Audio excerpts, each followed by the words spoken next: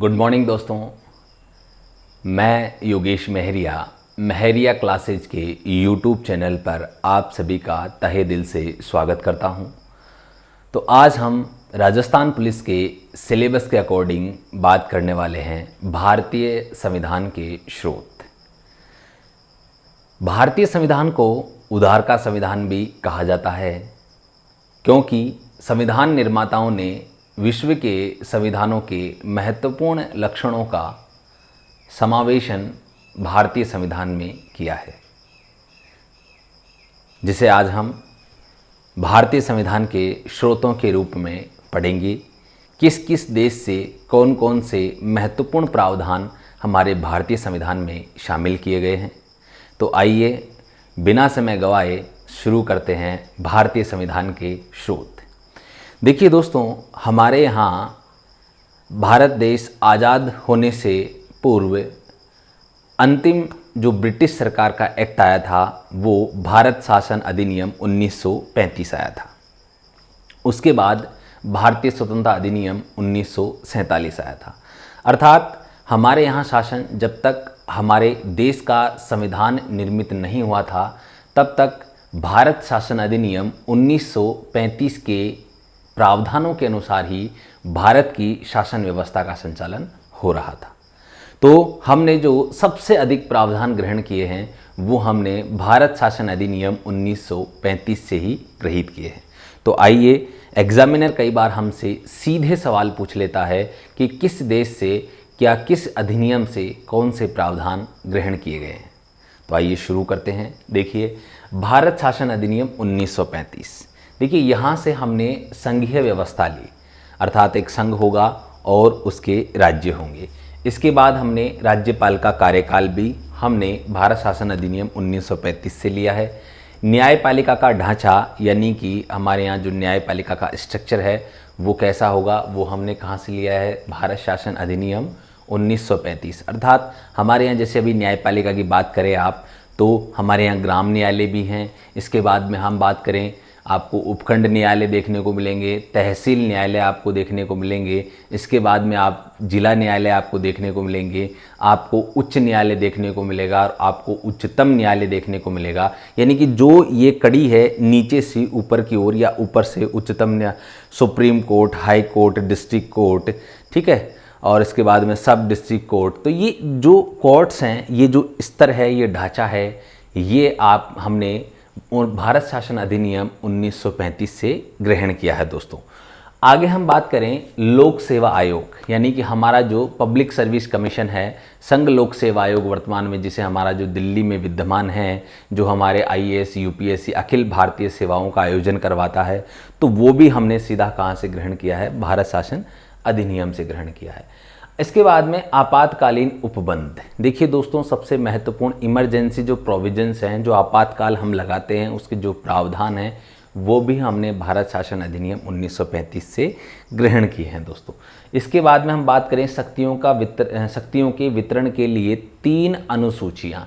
देखिए, हम भारतीय संविधान की जो अनुसूचियाँ हैं उसके अंदर जो अनुसूची 7वीं अनुसूची यदि हम जब पढ़ते हैं तो वहाँ राज्यों व संघ व राज्यों के मध्य 3 सूचियों में शक्तियों का विभाजन किया गया है। तो ये वही 3 सूचियों की बात की गई है कि वहाँ ऐसी 3 सूचियाँ होनी चाहिए, ठीक है। तो हमने ये वहाँ से प्रावधान लिया है। इसके बाद में हम बात करें ब्रिटेन के संविधान से हमने कौन कौन सी महत्वपूर्ण चीज़ें ली हैं। एक तो लिया हमने संसदीय व्यवस्था, अर्थात हमारे जो वर्तमान में संसदीय व्यवस्था है वो हमने ब्रिटेन से ग्रहण की है। इसके बाद में हमारे यहाँ मंत्रिमंडलीय व्यवस्था, बिल्कुल हमारे यहाँ जो मंत्रिमंडल है वो सेम ब्रिटेन के मंत्रिमंडल के समान ही है। इसके बाद में राज्याध्यक्ष या प्रतीकात्मक या नाम मात्र का महत्व। देखिए, हमारे यहाँ जो राष्ट्रपति होते हैं, आपको पता है वे नाम मात्र के राष्ट्र के अध्यक्ष होते हैं। हमारे यहाँ वास्तविक कार्यपालिकी शक्तियाँ प्रधानमंत्री में निहित होती हैं, जिसे हम कई बार हमारे जो हैं एक्सपर्ट्स ये भी कह देते हैं कि राष्ट्रपति महोदय तो सिर्फ नाम मात्र की मोहर हैं, अर्थात वो सिर्फ किसी विधेयक, एक्ट वगैरह पे सिर्फ सिग्नेचर करते हैं, लेकिन वास्तव में जो कार्यपालिका की शक्तियों को जो काम में लेते हैं वो प्रधानमंत्री और अपनी मंत्रिपरिषद के माध्यम से काम में लेते हैं। आगे हम बात करें विधायी प्रक्रिया, यानी कि कानून निर्माण करने की जो प्रक्रिया है वो भी हमने कहाँ से ली है, वो भी हमने ब्रिटेन से ली है। इसके बाद में हम बात करें एकल नागरिकता। देखिए दोस्तों, हमारे यहाँ एकल नागरिकता का प्रावधान है। एकल नागरिकता का मतलब देखिए, जैसे वर्तमान में हम सभी लोग देश में कहीं भी रह रहे हैं, हम किसी भी स्टेट के, किसी भी डिस्ट्रिक्ट के, किसी भी गांव के निवास कर रहे हैं, तो हम उस गांव के मूल निवासी हैं, हम उस तहसील के मूल निवासी हैं, हम उस ज़िले के मूल निवासी हैं, हम उस राज्य के मूल निवासी हैं, लेकिन नागरिक हम सिर्फ भारत के हैं। ठीक है, हम किसी राज्य के नागरिक नहीं हैं। इसके विपरीत यदि आप अमेरिका का उदाहरण लें तो मैं आपको बता दूं, अमेरिका में दोहरे नागरिक है। वहाँ का नागरिक राज्य का नागरिक भी होता है और अमेरिका का नागरिक भी होता है। अब यह आगे हम बात करें संसदीय विशेषाधिकार, यानी कि कौन सा संसद किस प्रकार के कार्य के लिए जो उसको कुछ विशेषाधिकार प्रदान किए जाएंगे। जैसे जो हमारा वित्त विधेयक है वो सिर्फ लोकसभा में ही पहले प्रस्तुत किया जाएगा, बजट सबसे पहले लोकसभा में प्रस्तुत किया जाएगा। तो इस प्रकार के जो संसदीय विशेषाधिकार हैं ये भी हमने ब्रिटेन से ग्रहण किए हैं। इसके बाद में देखिए दोस्तों, अमेरिका के संविधान से हमने क्या लिया है। तो अमेरिका के संविधान से में हमने सबसे पहले मूल अधिकार ग्रहण किए हैं दोस्तों। फंडामेंटल राइट्स जो हमने हैं वो अमेरिका के संविधान से ग्रहण किए हैं। अगली बात हम करें न्यायपालिका की स्वतंत्रता।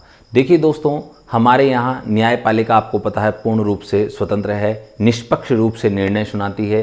कई बार संसद द्वारा बनाए गए कानून को भी न्यायपालिका द्वारा निरस्त कर दिया जाता है। यही हमारे संविधान की खूबसूरती है दोस्तों।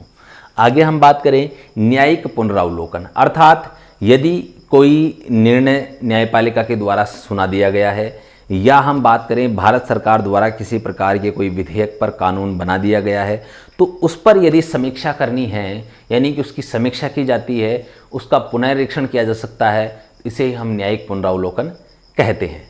आगे हम बात करें उपराष्ट्रपति का पद। हमारे यहाँ जो उपराष्ट्रपति का पद है वो भी हमने अमेरिका के संविधान से ग्रहण किया है। उच्चतम न्यायालय और उच्च न्यायालय के न्यायाधीशों उच्चतम न्यायालय और उच्च न्यायालय के न्यायाधीशों को पद से हटाने की प्रक्रिया भी हमने कहाँ से ली है, हमने अमेरिका के संविधान से ग्रहण की है। ठीक है, जिसे हम महाभियोग प्रक्रिया भी कई बार हम कह देते हैं, क्योंकि इसे प्रक्रिया जो है राष्ट्रपति के समान अनुसरण यहाँ पर इसका किया जाता है। आगे देखिए कनाडा का संविधान। यदि हम बात करें सशक्त केंद्र के साथ संघीय व्यवस्था, यहाँ सशक्त केंद्र के साथ संघीय व्यवस्था का मतलब ये है कि हमारे भारत के जो राज्य हैं वो किसी भी रूप में केंद्र से अलग नहीं हो सकते। इसके जस्ट विपरीत हमने अभी जैसे अमेरिका की बात की थी, तो अमेरिका के जो राज्य हैं वो एक समझौते का परिणाम हैं और वे कभी भी अमेरिका से अलग हो सकते हैं। ठीक है, यहाँ वहाँ उनको ये छूट प्रदान की गई है, लेकिन भारत में इस प्रकार की कोई व्यवस्था नहीं है। यहाँ सभी राज्य जो हैं वो संघ के प्रति निष्ठा रखेंगे, यानी कि वो संघ का अभिन्न भाग हैं, हिस्सा हैं, वो उससे अलग नहीं हो सकते दोस्तों। अब हम बात करें अवशिष्ट शक्तियों का केंद्र में निहित होना। अवशिष्ट शक्तियाँ यानी कि जो ये हमने 3 सूचियों की बात की है, इन 3 सूचियों में जिन विषयों का उल्लेख किया वे समस्त विषय उसमें आ गए, लेकिन इसके अतिरिक्त मान लो भविष्य में कोई ऐसा विषय या ऐसा मुद्दा उपस्थित हो गया जिस पर सरकार को कानून बनाने की आवश्यकता है, तो ऐसे विषय संविधान निर्माताओं ने दूरदृष्टिगामी सोच रखते हुए पहले ही अवशिष्ट सूची का प्रावधान कर दिया संविधान में, और ये संघ सरकार के पक्ष में रखी है, अर्थात केंद्र सरकार इस पर कानून बना सकती है। वर्तमान में अवशिष्ट सूची में साइबर कानून जो है अवशिष्ट सूची के अंतर्गत आता है। आगे हम बात करें केंद्र द्वारा राज्यों के राज्यपालों की नियुक्ति, अर्थात केंद्र सरकार जिस प्रकार से वर्तमान में हमारे यहाँ प्रत्येक राज्य में एक राज्यपाल की नियुक्ति करती है, तो ये प्रावधान भी हमने अमेरिका से कनाडा से हमने इसको ग्रहण किया है। इसके बाद में उच्चतम न्यायालय का परामर्शी न्याय निर्णयन। यदि हम बात करें उच्चतम न्यायालय का परामर्शी न्याय निर्णयन, यानी कि आपको पता है उच्चतम न्यायालय से विभिन्न मुद्दों पर कई बार परामर्श लिया जाता है। जैसे हमारे भारत के राष्ट्रपति भी कई बार कई मुद्दों पर जो होता है उच्चतम न्यायालय से परामर्श लेते हैं, या कोई अन्य निर्वाचन आयोग वगैरह ये भी उच्चतम न्यायालय से परामर्श ले सकते हैं। तो यानी कि आपको पता है उच्चतम न्यायालय का परामर्शी न्याय निर्णयन, यानी कि उच्चतम न्यायालय से परामर्श लेने और परामर्श देने की जो शक्ति है उसका वर्णन यहाँ पर किया गया है। ये भी हमने कनाडा से ग्रहण किया है। इसके बाद में हम बात करें आयरलैंड का संविधान। देखो, आयरलैंड के संविधान से हमने राज्य के जो नीति निर्देशक तत्व हैं अर्थात उनको हमने ग्रहण किया है। यानी कि राज्य के नीति निर्देशक तत्व क्या है कि सरकार जब भी किसी नीति का निर्माण करेगी तो वो इन नीति निर्देशक तत्वों का अनुसरण करे। ठीक है। राष्ट्रपति की निर्वाचन पद्धति, यानी कि राष्ट्रपति का निर्वाचन किस पद्धति से होगा, किस प्रक्रिया से होगा, वो यहाँ पर ली गई है। राज्यसभा के लिए सदस्यों का नामांकन, महत्वपूर्ण चीज़ है नामांकन। अर्थात यदि हम बात करें तो राज्यसभा में जो राष्ट्रपति द्वारा नाम निर्देशित जो सदस्य होते हैं उनके बारे में यहाँ बात की जा रही है कि उनका नामांकन किस प्रकार से होगा। इसके बाद में हम बात करें नंबर 6, ऑस्ट्रेलिया का संविधान। ऑस्ट्रेलिया के संविधान से हमने समवर्ती सूची ली है। दोस्तों देखो, सूचियों का प्रावधान जरूर था यहाँ पर कि भाई यहाँ 3 सूचियाँ होंगी उसमें, लेकिन मुख्य रूप से हमने जो प्रावधान ऑस्ट्रेलिया के संविधान से लिया है समवर्ती सूची ली है वहाँ से। यानी कि उसमें किस प्रकार के विषय रखे गए हैं, किस प्रकार से संघ और राज्यों को कानून बनाने की शक्ति प्रदान की गई है, कौन से विषय होने चाहिए उसमें, इस प्रकार के जो प्रावधान थे वो हमने ऑस्ट्रेलिया के संविधान से ग्रहण किए हैं। दोस्तों अब हम बात करें व्यापार, वाणिज्य और समागम की स्वतंत्रता। यानी कि भारत के भीतर रहते हुए, जैसे हम बात करें ऑस्ट्रेलिया है, ऑस्ट्रेलिया भी विभिन्न स्टेट्स में बटा हुआ है, तो वहाँ पर किसी भी प्रकार की कोई रोक टोक नहीं है। जैसे भारत में अभी हमने वहाँ से ये प्रावधान ग्रहण किया, तो उसके बाद आपको पता है भारत में एक ट्रक ड्राइवर कहीं से भी माल लेकर पूरे भारत में कहीं भी डिलीवरी दे सकता है, उसको कहीं भी इस प्रकार से रोका नहीं जाएगा, टोका नहीं जाएगा। यानी कि हर जगह कई बार क्या होता है कि जैसे हर स्टेट का बॉर्डर होता है, वहाँ पे पूरे डॉक्यूमेंट चेक होते हैं, उसके बाद में उसको भेजा। हमारे यहाँ इतनी ज़्यादा प्रक्रिया का फॉलो ऑफ नहीं किया जाता। विशेष परिस्थितियाँ, यदि जो सुरक्षा दल हैं उनको लगता है कि इस कंटेनर में वह वस्तु नहीं है जो होनी चाहिए, कुछ अन्य मादक पदार्थ वगैरह इनकी तस्करी हो रही है, तो पुलिस इस संदर्भ में जांच कर सकती है। बाकी आपको पता है अमूमन पूरे देश में कहीं भी व्यापार के लिए सामान, वाणिज्य और समागम कहीं पे भी किसी प्रकार कोई दिक्कत नहीं आती है। अभी हम बात करें संसद के दोनों सदनों की संयुक्त बैठक। अर्थात आपको पता है जब आप राज्यसभा और लोकसभा में किसी विधेयक या बिल को लेकर गतिरोध उत्पन्न हो जाए और वो विधेयक पारित नहीं हो पाता है, ऐसी स्थिति में संसद की संयुक्त बैठक का प्रावधान भारतीय संविधान में किया गया है।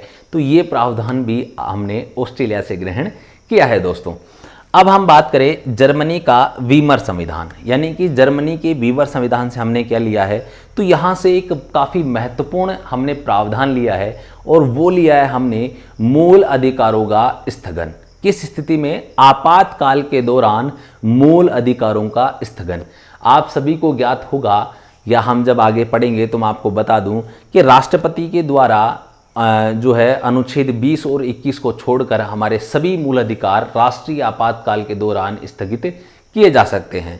हालांकि जैसे ही आपातकाल लगता है हमारी अनुच्छेद 19 की स्वतंत्रताएं सबसे पहले समाप्त हो जाती हैं। यानी कि अनुच्छेद 19 स्वतः ही लागू हो जाता है राष्ट्रीय आपातकाल के लागू होने से, और अनुच्छेद 19 स्वतः ही समाप्त हो जाता है।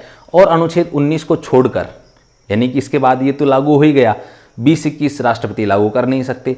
बाकी जितने भी प्रावधान हैं मूल अधिकारों के, उन सभी को भारत के राष्ट्रपति द्वारा स्थगित किया जा सकता है। उन मूल अधिकारों को, वो मूल अधिकार हमारे प्रभावी राष्ट्रीय आपातकाल की उस अवधि के दौरान नहीं प्रभावी होंगे जब तक भारत के राष्ट्रपति इसे अनुमति प्रदान करेंगे।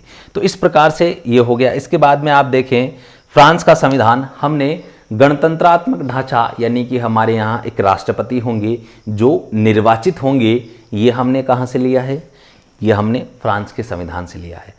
और राष्ट्रपति सिर्फ नाम मात्र के होंगे, तो ये हमने कहाँ से लिया है? ब्रिटेन। यानी कि ब्रिटेन के जो राजा होते हैं या महारानी का शासन जो होता है, तो वहाँ के महारानी नाम मात्र का होता है, वहाँ पर जो भी काम होता है वो मंत्रिमंडल करती है। लेकिन हमारे राष्ट्रपति निर्वाचित होंगे, इससे हमारा राष्ट्र कैसा होगा? गणतंत्र बनेगा। यानी कि जो गणतंत्रात्मक ढांचा जो है वो हमने फ्रांस के संविधान से लिया है।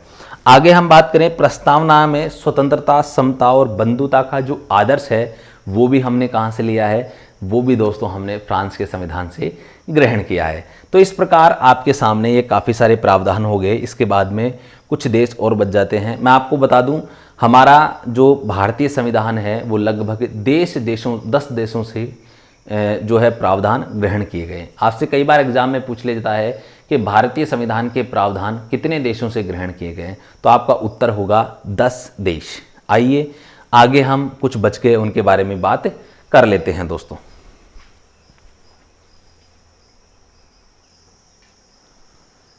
तो देखिए दोस्तों, हमने सोवियत संघ और जापान, तो हमने सोवियत संघ से एक तो मूल कर्तव्य ग्रहण किए हैं और दूसरा सामाजिक, आर्थिक, राजनीतिक न्याय का आदर्श जो प्रस्तावना में उल्लेखित है वो हमने ग्रहण किया है। इसी के साथ जापान से विधि द्वारा स्थापित प्रक्रिया हमने ग्रहण की है। तो सोवियत संघ से क्या ग्रहण किया हमने, मूल कर्तव्य, जो आपको पता है भारतीय संविधान में बाद में जोड़े गए थे। दूसरा प्रस्तावना में उल्लेखित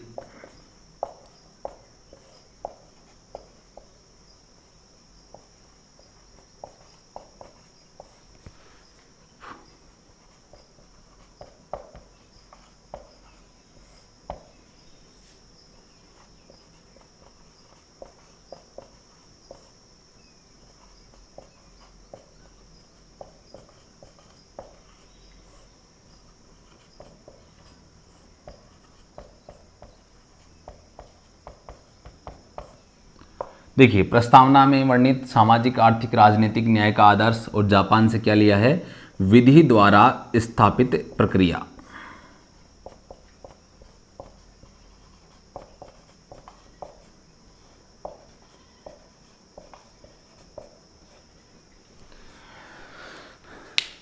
देखिए दोस्तों, आपके सामने अभी जो हमारे संविधान के महत्वपूर्ण स्रोत जो हमने अन्य देशों से ग्रहण किए हैं वे सभी मैंने आपको बता दिए हैं।